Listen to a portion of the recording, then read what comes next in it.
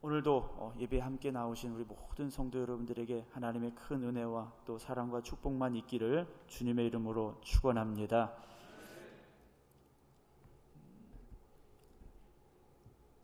교회는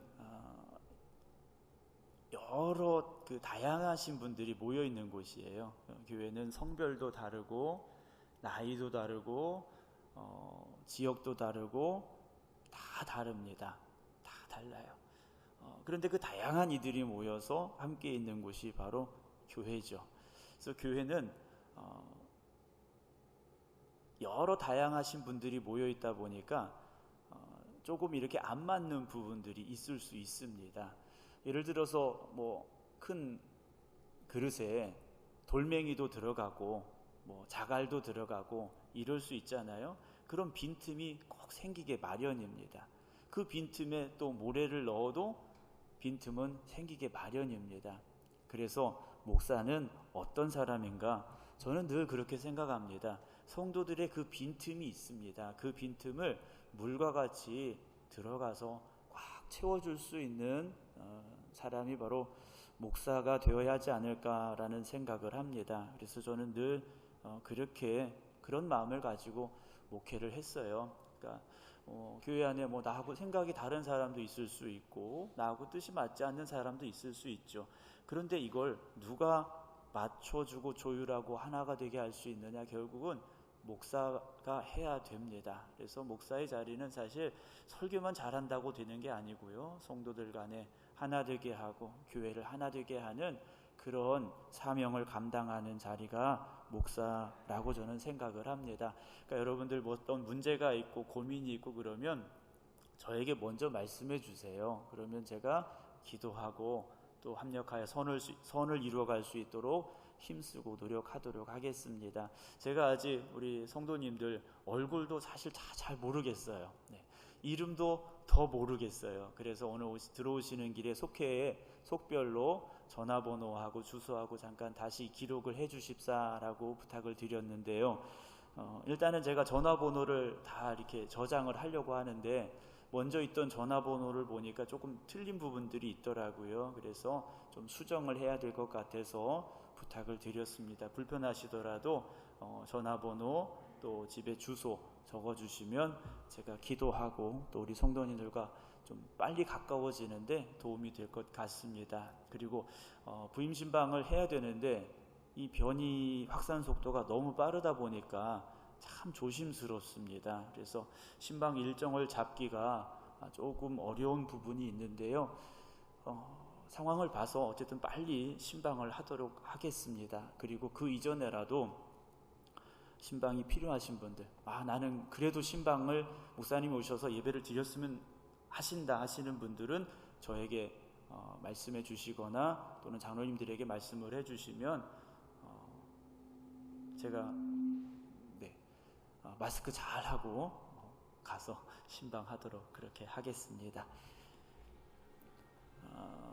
인도에 아크발이라는 황제 때 있었던 이야기가 하나 있습니다.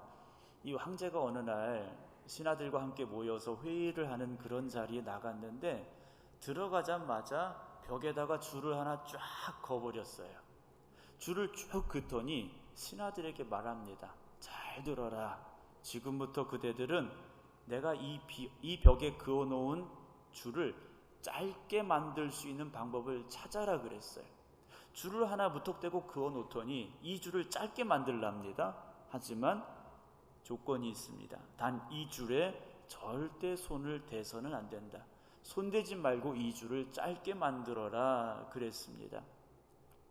신하들이 아무리 생각해도 답이 안 나오죠. 지우개로 지울 수 있는 것도 아니고 무슨 방법이 없습니다. 그때 베발이라는 사람이 앞으로 나갔습니다. 아무 말 하지 않더니 벽에 가서 아크발 황제가 그어놓은 선 밑에 또 다른 선 하나를 그려가기 시작합니다. 황제가 그렸던 선보다 조금 더 길게 줄을 하나 만들어 버렸습니다. 당연히 황제가 그었던 줄이 짧아지고 말았습니다. 세상의 모든 일들은 그런 것 같습니다. 내 기준, 내 관점, 내 생각으로 볼 때에는 내가 좀 부족할 수도 있고 내가 별 볼 일 없는 사람일 수도 있겠죠. 때로는 다른 사람보다 내가 더 나아 보이거나 더 훌륭해 보이는 것처럼 착각할 수도 있습니다. 우리의 삶의 기준은 어디에 있어야 되느냐? 다른 사람이 아닙니다. 하나님의 말씀에 있어야 됩니다. 그래서 우리는 오직 하나님을 바라보면서 살아가는 삶이 될 때 우리가 하나님의 은혜 가운데서 기쁨을 누릴 수가 있고요.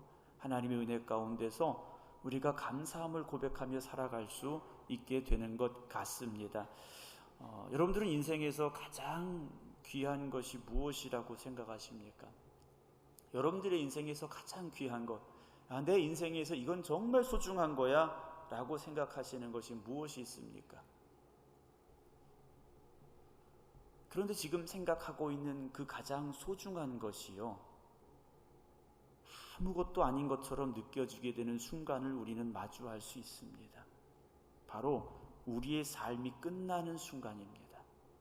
내 생명이 끝나는 그 순간에는요, 내가 지금까지 소중하다고 정말 목숨같이 소중하게 지키고자 했던 그 모든 것들이 사실 목숨보다 소중하지 않다라는 것을 그제서야 우리는 알게 됩니다.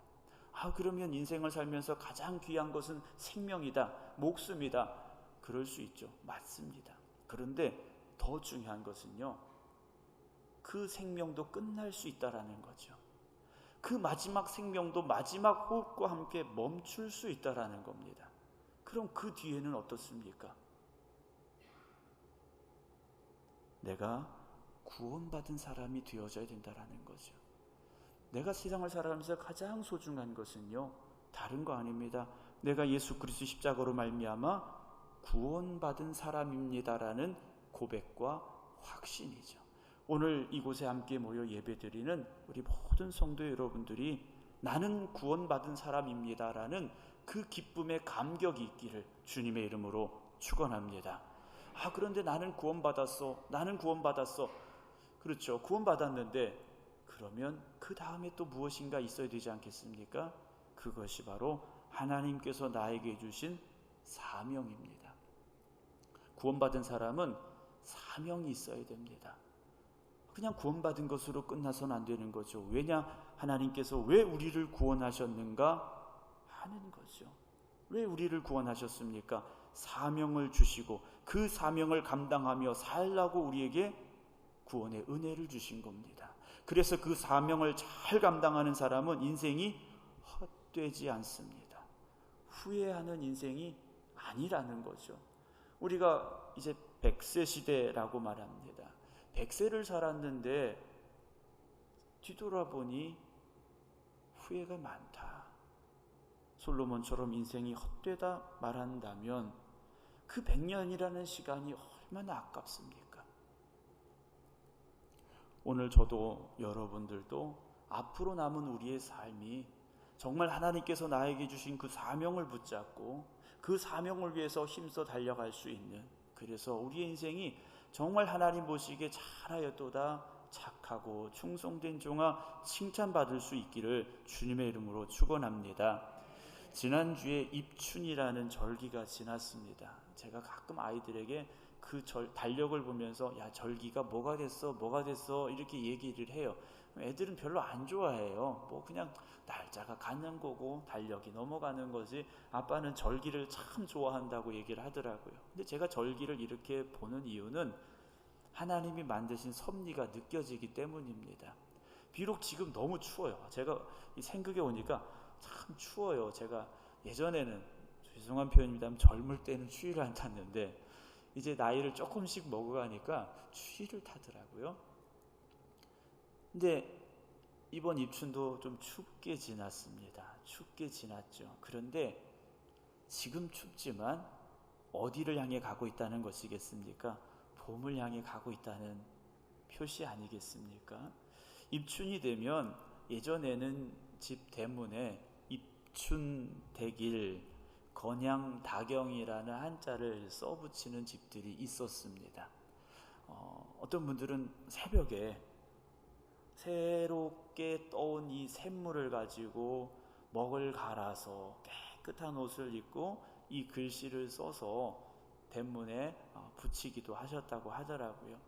근데 전해져 내려오는 이야기들을 보게 되면 단지 그냥 입춘대길, 건양다경, 새해에는 좋은 일 있었으면 좋겠어요, 새해에는 좋은 일만 있었으면 좋겠어요, 이 뜻이 아니라 하시는 말씀을 제가 들었어요.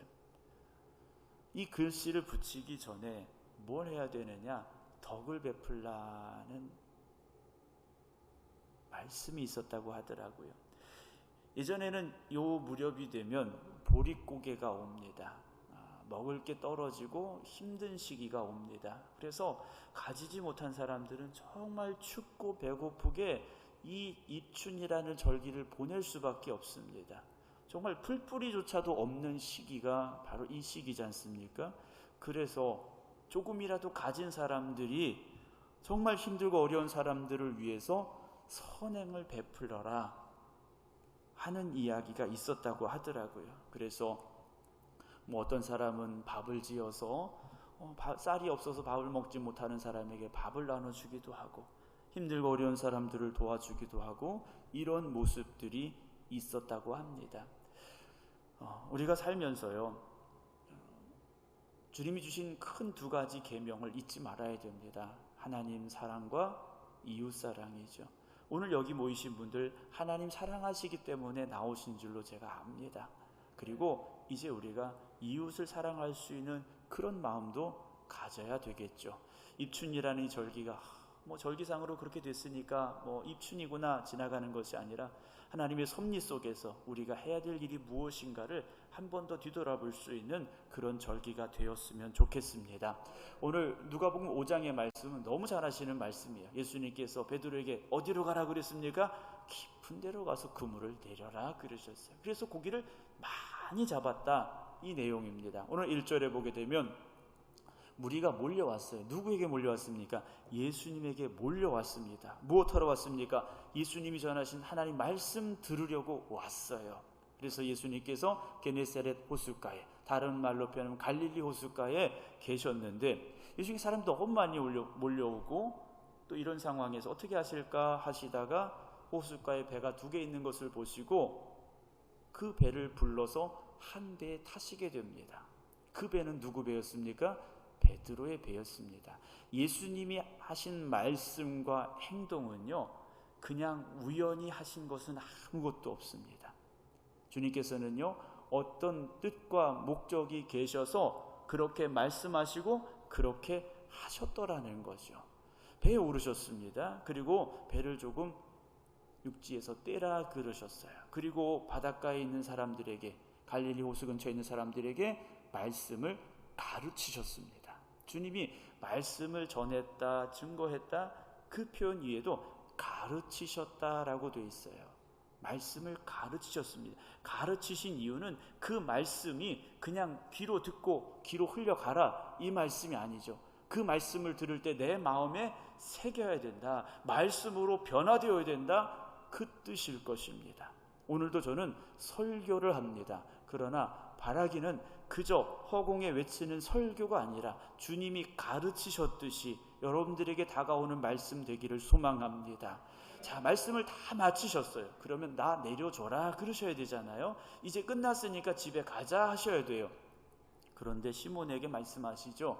깊은 데로 가서 그물을 내려라. 뭐 하기 위해서요? 고기를 잡으려고 그물을 내려라 그러십니다. 근데 이 말씀이 상식적으로는 이해가 되지 않습니다. 이 당시 어부들은 주로 밤에 그물을 던져서 고기를 잡습니다. 왜냐, 이 당시의 그물은 지금과 같이 좋은 나일론 그물이 아닙니다. 물고기도 보면 뻔히 아는 그물이에요. 물고기가 아무리 머리가 나빠도 눈에 뻔히 보이는 그물에 들어갈 물고기는 없는 겁니다. 그래서 밤에 주로 그물을 던져서 고기를 잡는데 시몬이 대답합니다. 5절에 선생님, 얼마나 기운 빠졌겠습니까? 선생님, 우리들이 밤이 새도록 수고했지만 잡은 게 없습니다. 예수님, 우리 너무 힘들어요. 잡은 게 하나도 없어요. 이 상황이죠. 그 말은 그만 내려서 집에 가세요. 이 말이 될 수도 있습니다. 그런데 그 뒤에 어떤 말씀이 나옵니까? 말씀에 의지하여 그랬어요. 예수님, 우리가 예전 같았으면, 어제만 했어도 이 상황이면 빨리 집에 가서 씻고 자야 됩니다. 그래야 밤에 다시 나와서 금을 던져서 고기 잡죠? 이 말이에요. 그런데 지금은 상황이 다릅니다. 무엇을 받았습니까? 말씀을 받았어요. 말씀을 들었습니다. 그 말씀이 베드로의 마음에 꽂혔어요. 그럼 예수님께서 고기 잡는 방법에 대해서 가르쳐 주셨을까요? 사람들에게, 갈릴리 호숫가에 모이는 사람들에게 오늘은 고기 잡는 법에 대해서 가르쳐 주마 하셨을까요? 아니죠. 하나님 나라에 대해서 말씀하셨습니다. 그런데 하나님 나라에 대하여 말씀하셨는데 베드로는요, 말씀에 의지하여 내가 금을 내릴게요 그랬습니다. 예수님, 내가 어제 같아서도 안 하는데 오늘은 말씀 듣고 나서 보니까 내가 그렇게 해야 될 것 같습니다 하면서 그물을 내리게 되죠. 베드로에게 어떤 일이 먼저 있었냐? 4장 38절 39절에 보게 되면 예수께서 일어나 회당에서 나가서 시몬의 집에 들어가시니, 베드로죠, 이 시몬의 장모가 중한 열병을 앓고 있는지라 사람들이 그를 위하여 예수께 구하니, 무엇을 구했습니까? 심한 중병을 앓고 있으니까 예수님 좀 고쳐주세요 말씀을 드렸죠. 그랬더니 예수님께서 가까이 서서 열병을 꾸짖으신데 병이 떠나고 여자가 곧 일어나 그들에게 수종드니라. 베드로가 이걸 다 본 겁니다. 예수님 말씀 한마디에 열병이 떠나갔습니다. 그리고 자기 장모님이 일어나서 예수님을 대접하는 거예요. 이 말씀에 뭔가 있구나, 이 말씀에 뭔가 있구나, 베드로가요 생각하게 된 거죠. 그리고 자신의 배에서 예수님께서 하시는 말씀을 다 들었습니다. 말씀을 듣고 났더니 그 마음에 감동이 됐죠. 저분이 하시는 말씀이라면 그대로 해야 되겠구나, 감동이 된 거예요. 여러분, 하나님의 말씀을 들을 때 그런 감동이 있기를 소망합니다. 말씀을 들었는데 그건 뭐 남 얘기고 목사님 얘기고 뭐 어떤 사람 얘기고 그런 마음이 아니라, 그래, 그럼 나도 그 말씀대로 한번 살아봐야 되겠다. 그럼 나도 그 말씀이 내게 역사하시는 그 상황을, 그 축복을 누릴 수 있겠구나. 여러분, 그 고백이 있어야 됩니다. 베드로가 말씀에 의지하여 그물을 던지죠. 6절입니다. 그렇게 하니 고기를 잡은 것이 심이 많아 그물이 찢어지는지라. 자, 그물도 찢어지면서 이들의 입도 어떻게 됐을까요? 입이 찢어지게 막 웃었겠죠. 야, 이런 일도 있구나 했을 거예요. 7절입니다. 자기 힘으로 안 돼요. 그래서 다른 배에 있는 동무들에게 손짓하여 와서 도와달라 그러죠. 그들이 와서 그물을 건져 올리는데, 한 배가 그물을 내렸는데 두 배 가득 차게 물고기를 잡아 올렸습니다. 자, 물고기를 많이 잡았어요. 그럼 어떻게 해야 됩니까? 그물에서 물고기를 빼고 아니면 그물채 싣고 빨리 육지로 가야 되죠. 빨리 육지로 가서 장이 끝나기 전에 그 물고기를 팔아야 됩니다. 자, 노를 저어라, 이런 상황이에요. 그런데 8절 봅니다. 시몬 베드로가 이를 보고 그랬어요. 무엇을 봤습니까? 두 배 가득 차게 잠긴 그 물고기를 봤어요.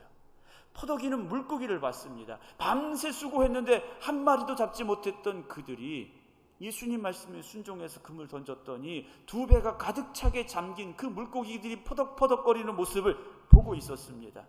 베드로가 갑자기 예수님의 무릎 앞에 엎드렸습니다. 예수님, 우리 사장이 돼주세요. 날마다 우리에게 말씀해 주세요. 이러지 않았습니다. 베드로의 고백입니다. 나를 떠나소서. 우리 같으면 예수님 절대 내 곁에서 가시면 안 됩니다. 그래야 되죠. 예수님 이따가 또 오세요. 내일도 또 오세요. 하셔요. 이런 말이 나와야 되죠. 그런데 베드로는요, 예수님 나를 떠나세요 그랬습니다. 나를 떠나세요. 왜요? 나는 죄인입니다 그랬어요. 나는 죄인입니다. 9절 먼저 보겠습니다. 이는 자기 및 자기와 함께 있는 모든 사람이 고기 잡힌 것으로 놀랐어요. 어떻게 이런 일이 있을 수 있을까? 놀랐어요. 야, 이거 대단하다, 기적이다, 막 그랬겠죠. 근데 베드로는요, 8절로 다시 가봅니다. 예수님 무릎 앞에 엎드릴 수밖에 없었습니다. 물고기를 본 순간 주님이 어떤 분인지 깨달아졌고 나는 어떤 사람인가 깨달아졌기 때문이다라는 거죠. 베드로는 기적의 현장에 지금 있었습니다. 그리고 2배 가득 차게 물고기를 잡았습니다. 흔히 말하는 만선이 된 겁니다. 노래를 부르며 바닷가에서 고기를 팔아야 되는 상황이 된 거예요. 그런데 베드로는요, 고기를 많이 잡은 그 기쁨에 도취한 것이 아니라 퍼덕이는 물고기에 그의 눈을 뺏긴 게 아니라 그의 눈이 예수님을 향하기 시작했다라는 거죠. 그리고 하나님의 아들이 되신 예수님을 보게 된 거고요. 그리고 그 앞에 있는 죄인된 자신을 깨닫게 되었다라는 겁니다. 사랑하는 성도 여러분, 우리는 어떨까요?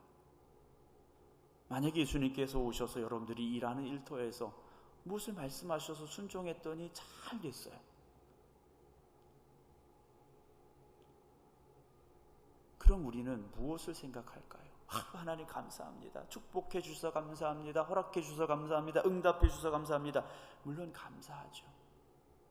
그런데 우리는 여전히 물고기만 바라보고 있을 수 있다라는 겁니다. 그 물고기만 바라보고 만족해하고 있을 수 있다라는 거죠. 하지만 베드로는 달랐습니다. 야, 물고기 팔러 가자, 이게 아니었어요. 예수님 내일도 와주세요, 이게 아니었습니다. 예수님 날 떠나세요. 나는 죄인입니다. 고백하게 됐더라는 것이죠. 여러분들이 원하는 것이 있겠죠. 그 원하는 것을 얻게 됩니다. 기도했고 노력했고 힘써서 얻었습니다. 그러면 그 다음에 우리는 무엇을 생각해야 될까요? 목사님, 하나님 응답해 주셔서 감사해요.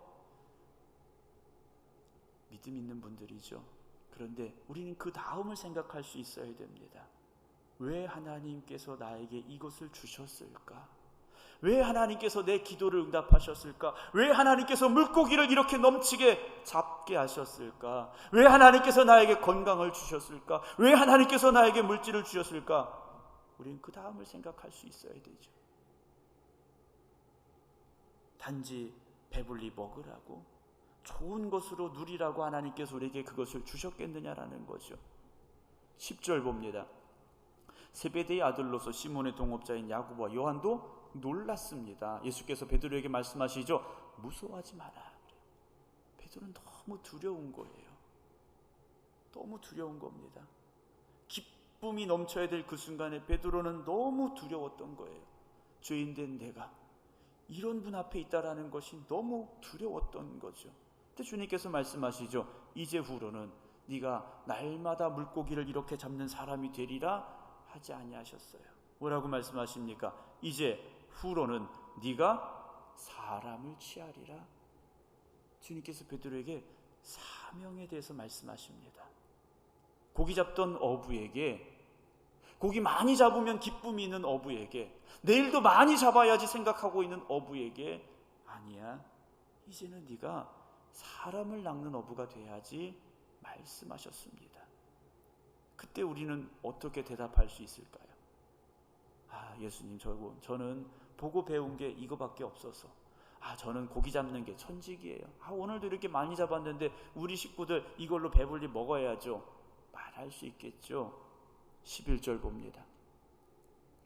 그들이 배들을 육지에 대고 모든 것을 버려두고 예수를 따라갔다라고 오늘 말씀의 결론을 우리에게 알려줍니다. 사랑하는 성도 여러분,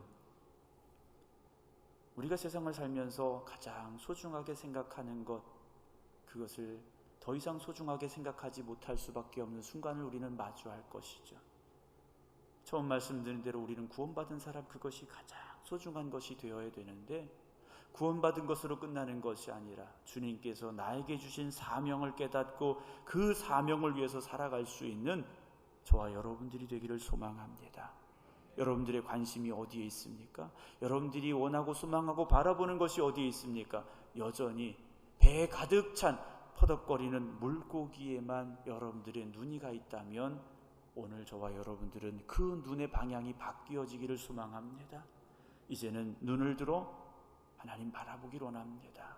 이제는 눈을 들어 주님 바라보기를 원합니다. 그래서 우리가 나에게 주신 사명을 깨닫고 그 사명을 위해서 힘써 살아갈 수 있는 우리 생극교회 성도들 되기를 원합니다. 우리의 인생에서 가장 귀한 것이 무엇이겠습니까? 뭘 먹을까? 뭘 마실까? 뭘 입을까? 그게 아니라고 말씀하셨지 않습니까? 하나님의 나라, 하나님의 뜻을 구하며 나에게 주신 사명을 잘 감당하며 살아가는 것, 그것이 우리 인생에서 가장 귀한 것임을 고백할 수 있길 원합니다. 꿈도 있고 소망도 있죠. 하나님께서 그 꿈과 소망을 이루어 주실 것입니다. 그러나 꿈과 소망이 이루어진 것으로 좋아하고 만족하고 끝나는 것이 아니라, 그러면 나에게 이것을 주신 하나님 앞에 나는 어떤 사람이 되어야 될 것인가? 왜 하나님은 나에게 이것을 주셨을까가 우리의 질문으로 바뀌어지고, 그렇다면 내가 해야 될 일이 무엇일까? 하나님이 나에게 주신 사명이 무엇일까? 그 사명을 구할 수 있는 여러분들이 되시기 바랍니다. 그래서 올 한 해가 여러분들에게 있어서 구하는 것이 응답되어지고 허락되어지는 복된 한 해가 될 뿐만 아니라, 우리에게 주신 사명을 깨닫고 그 사명을 위해서 죽도록 충성하며 나아갈 수 있는 헌신된 사명자들이 되기를 주님의 이름으로 축원합니다.